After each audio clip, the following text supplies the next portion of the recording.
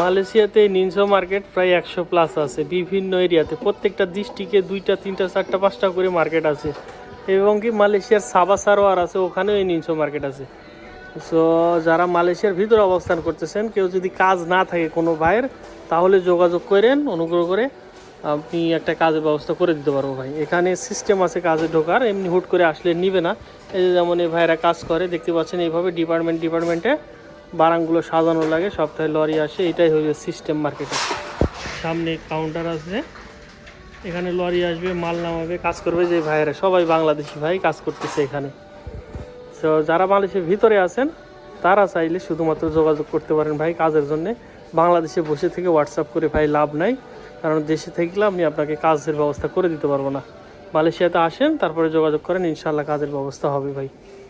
তো সকলে ভালো থাকেন, সুস্থ থাকেন, সকলের জন্য শুভকামনা রইল।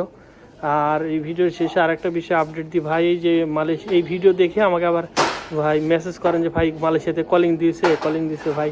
মালয়েশিয়াতে কলিং দিলে অবশ্যই আপনারা শুনতে পাবেন। মালয়েশিয়াতে এখনও কলিং চালু হয় নাই। বাংলাদেশে ফেব্রুয়ারিতে নির্বাচন, ফেব্রুয়ারির পরে মার্চ এপ্রিল যাবে, তারপরে এপ্রিলের দিকে হয়তো সম্ভাবনা আছে মালয়েশিয়াতে কলিংয়ে লোকজন আসার। সো এইটা অপেক্ষা করা লাগবে ধৈর্য ধরে আপনাদেরকে, এর আগ পর্যন্ত কলিং চালু হবে না।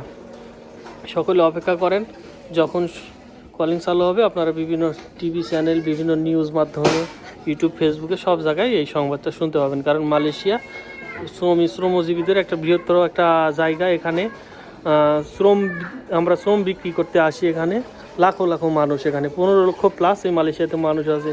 সো এত বড় একটা শ্রম বাজারে যদি কোনো কলিংয়ের সংবাদ হয়, অবশ্যই আপনারা জানতে পাবেন। এইটা সব জায়গায় থেকে নিউজ হবে ইনশাল্লাহ, আপনারা জানতে পাবেন। অপেক্ষা করা লাগবে, অপেক্ষা করেন, ইনশাল্লাহ সামনে কলিং চালু হবে আশা করা যায়।